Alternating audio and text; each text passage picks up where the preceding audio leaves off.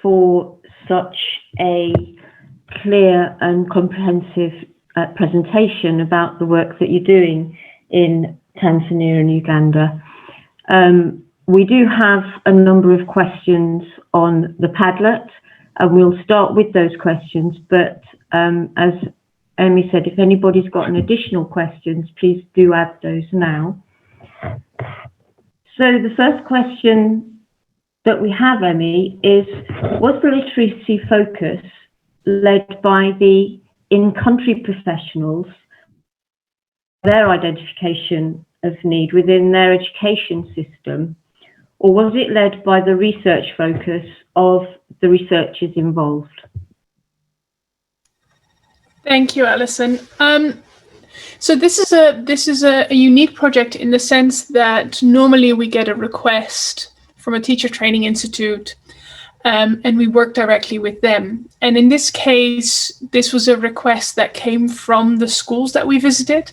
So our work allows us to make school visits in these countries, and everywhere we go, we heard specifically for the school leavers. So for primary school leavers, like they fail their exams, they can't even read, we're really struggling, they don't understand what they're reading. And that meant, in order to solve that issue that was experienced on the ground by teachers, we had to sort of backtrack and go to primary, like the lower grades, and start there.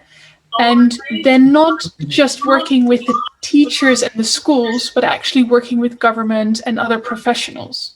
Because ultimately, this is not something that you can solve between us as Cantalis or anybody else and a single school. So that meant that we're now working with partners who didn't necessarily were the first identifiers of the issue, but we are working on a basis that this was a request from the country and from other partners within the country.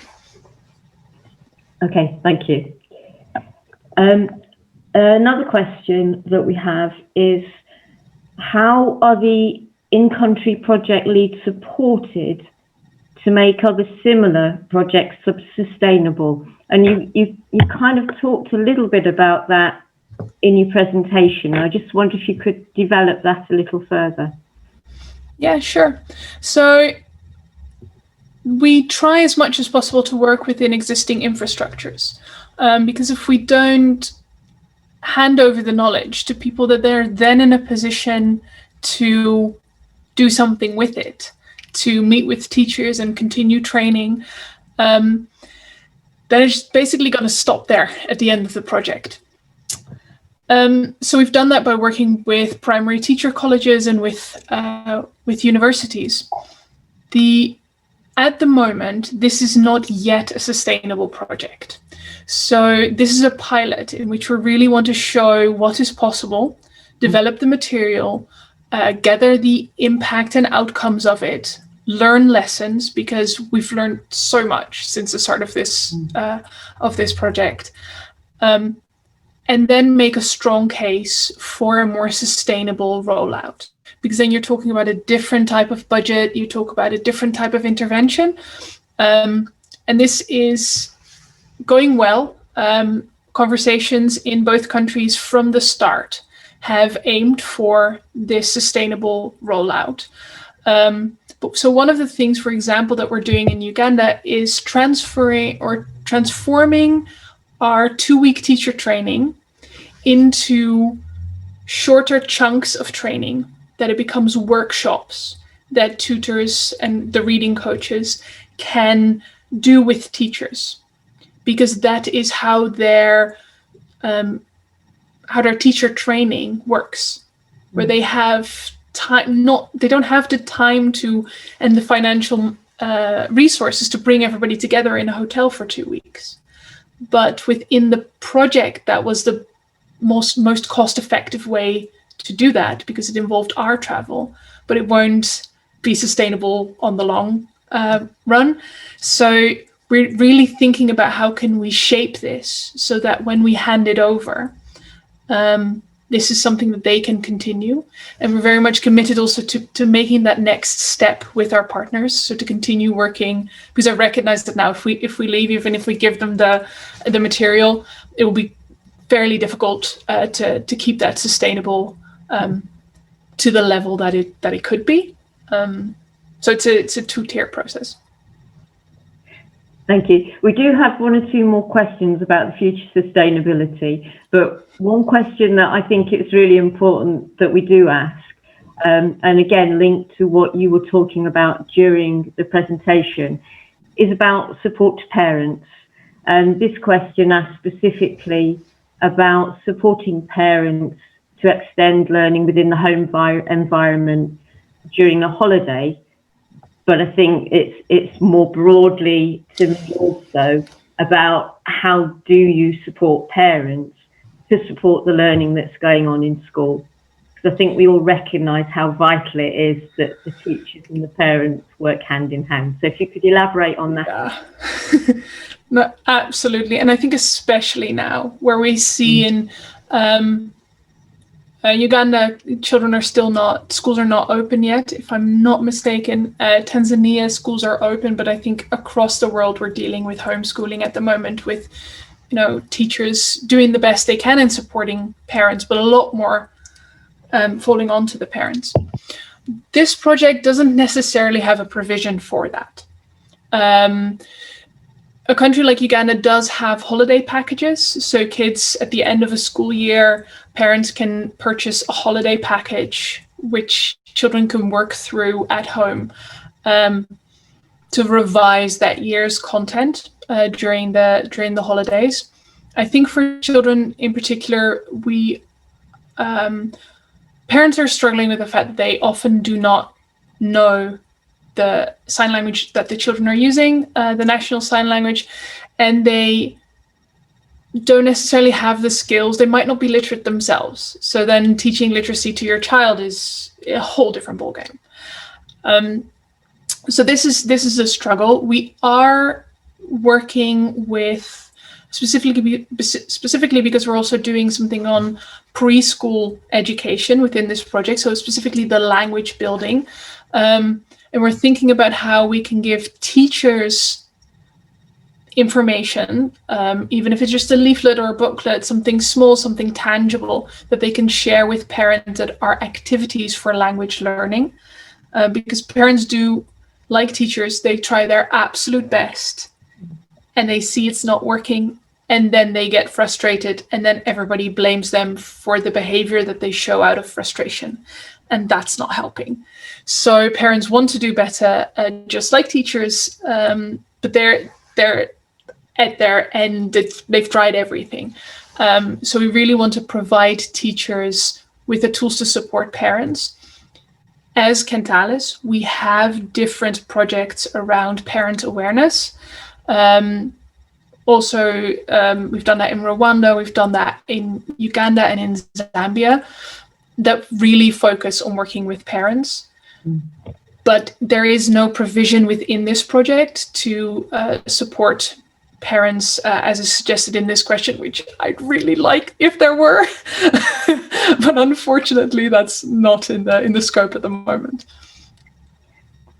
So that could perhaps be something that's built into the sustainability planning, and maybe that absolute leads seamlessly to the next question about the next steps.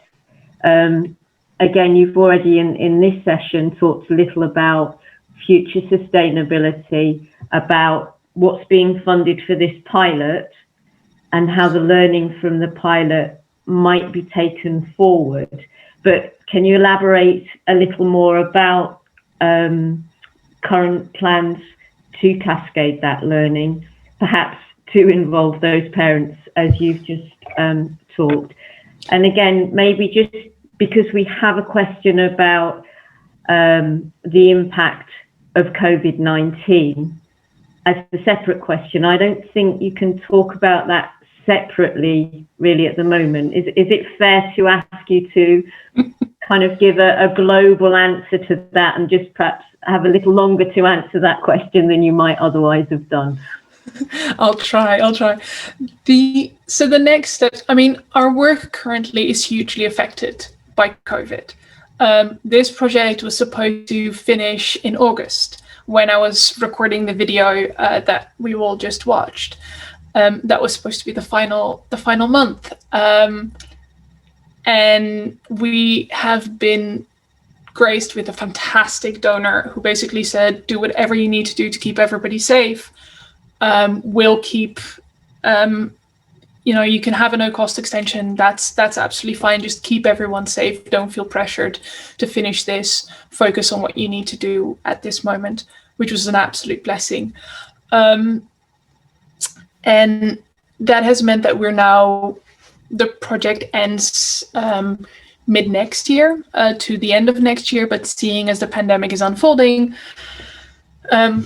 we're looking at alternative ways of finishing this project. That does mean that we are looking at doing distance support, but also recording that distance support, which could then be part of future training and rollouts in other countries. And by combining that sustainability, rollout in other countries, follow up with our COVID response, we're able to make an investment that otherwise would have been disproportionate to the impact that we're trying to reach within just one project. So we're working under USAID Let's Read in Zambia, where we've already been able to include some of this work into learning to read for deaf children in a pilot that we're doing under USAID Let's Read in Zambia. So that's the first country or the third country that we're adding, which we're really excited about, and we would definitely be open to rolling this out in other countries as well. This is one of the reasons why having both Tanzania who teaches in Kiswahili and Uganda who teaches in English was so important to us, because it showed that we can do this in different contexts. So in Uganda and Tanzania, we're committed to working towards a national rollout. This is not up to us. This eventually is a government decision. They have to pick it up. They need to show commitment in that this is what they want. We have to co-source funding for that. So there's a lot of question marks, steps to take. I'd love to be able to say we're doing this and we're starting tomorrow. I'd be so excited. Unfortunately, that's not how this world works. But we are seeing some positive sort of byproducts of our COVID response being able to carry over into maybe a more sustainable rollout, and also sharing this knowledge more widely beyond this project. Thank you. I'm conscious that we've only got a couple of minutes left. It's not fair to give you another long question to answer at this point. So can I just say thank you very much indeed for your presentation and for those clear responses, and for what you're doing in Tanzania and Uganda too. And we look forward to hearing more about that in the future. So the next element of the programme is the presentation from Mary Hare, who is our platinum sponsor for today. So thanks again, Emmie, and thank you to Mary Hare.